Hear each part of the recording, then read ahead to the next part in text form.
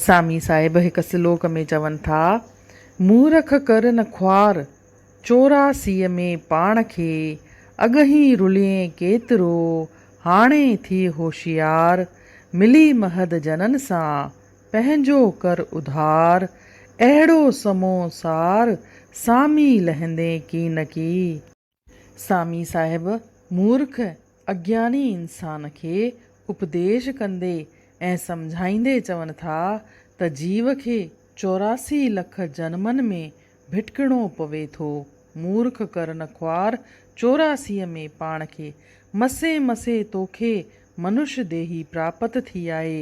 इन करे तूं पाण खे सभिनी जूणियुनि में बदनाम न कर। अॻहीं रुलिए केतिरो हाणे थी होशियार। हे जीव, तूं केतिरो न रुली आयो आहीं, हाणे हिन जन्म में तूं होशियार थी। मिली महद जनन सां पंहिंजो कर उधार।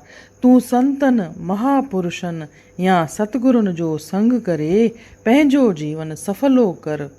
अहिड़ो समो सार सामी लहंदे की न की।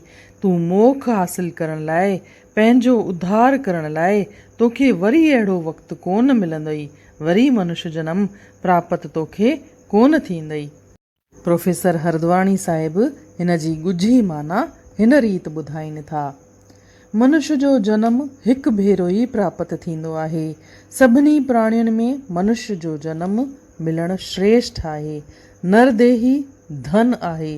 हिन जन्म जे मिलण सां असीं ईश्वर जे प्राप्तीअ लाइ भक्ति करे सघूं था, जीवन सफल बणाए मोख हासिल करे सघूं था। इन लाइ अंदर जो ज्ञान ज़रूरी आहे। अंदर मां अज्ञान जो अंधकार मिटाए अंदर उजारण लाइ सतगुरु संतन जी ओट वठणु ज़रूरी आहे। साधारण जीव अज्ञानी हूंदा आहिनि। अहिड़नि अज्ञानी इंसाननि खे सुजाॻ थियणु घुरिजे। नरदेही मसे मसे मिलण करे खेनि पंहिंजे उद्धार लाइ, मुक्तीअ लाइ महापुरुषनि सचनि संतनि सां मिली करे पंहिंजो मनुष्य जनम सफल बणाइणु घुरिजे। न त वरी जनम मृत्युअ जे चकर में फासणो पवंदो, नाना प्रकारनि जा दुख भोगणा पवंदा।